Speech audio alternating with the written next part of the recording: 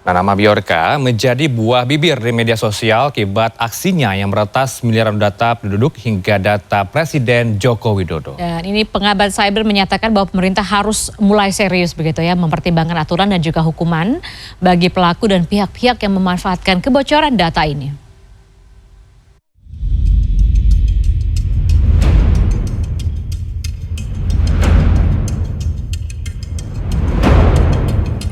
Publik tengah dihebohkan dengan kemunculan hacker bernama Bjorka. Dilihat dari akun Twitternya yang sudah berkali-kali disuspend, pelaku hacker ini mengesankan diri berlokasi di Warsawa, Polandia.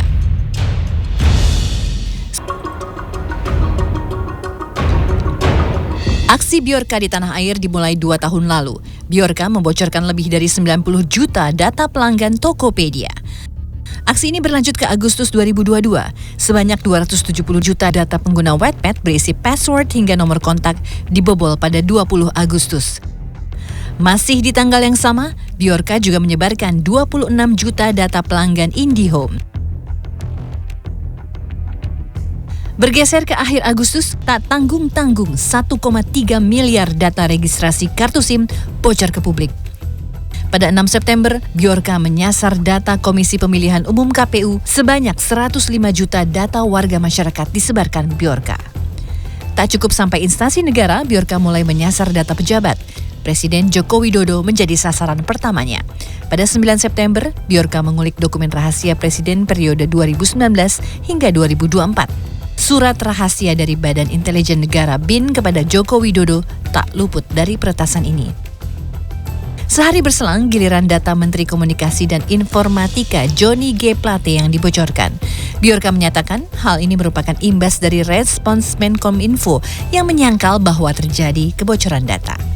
Di hari yang sama, Ketua DPR RI Puan Maharani mendapat hadiah ulang tahun spesial dari Bjorka. Hacker itu menyebarkan data Puan karena dianggap tidak simpati dengan demonstran yang tengah beraksi menolak kenaikan BBM di luar gedung DPR. Menko Marves Luhut Binsar Panjaitan tak luput dari sasaran Bjorka. Data Luhut disebar pada 11 September lalu. Selain Luhut, pada 11 September, Bjorka juga merilis data Gubernur DKI Jakarta, Anies Baswedan. Dan hingga 14 September, data Menteri Polhukam Mahfud MD dan Ketua PKB Muhaimin Iskandar menjadi pejabat dan tokoh politik lainnya yang dibocorkan Bjorka. Aksi Bjorka yang berani membocorkan data para pejabat ini lantas ditanggapi beragam oleh masyarakat. Dari sisi analisa media sosial, pendiri Drone Emprit mengatakan justru terjadi anomali di tengah pengguna media sosial. Sebab masyarakat sebagai pihak yang dirugikan dari peretasan ini justru kebanyakan mendukung aksi yang dilakukan Bjorka. Saya lihat ini sebetulnya kan karena pertama secara emosi ya, emosi netizen itu sudah kesalah sama pemerintah karena kebocoran data. Yang kedua ketidaktahuan bahaya itu, yang tidak seharusnya kita menjadikan Bjorka ini sebagai pahlawan karena bagaimanapun dia merugikan kita sebetulnya itu.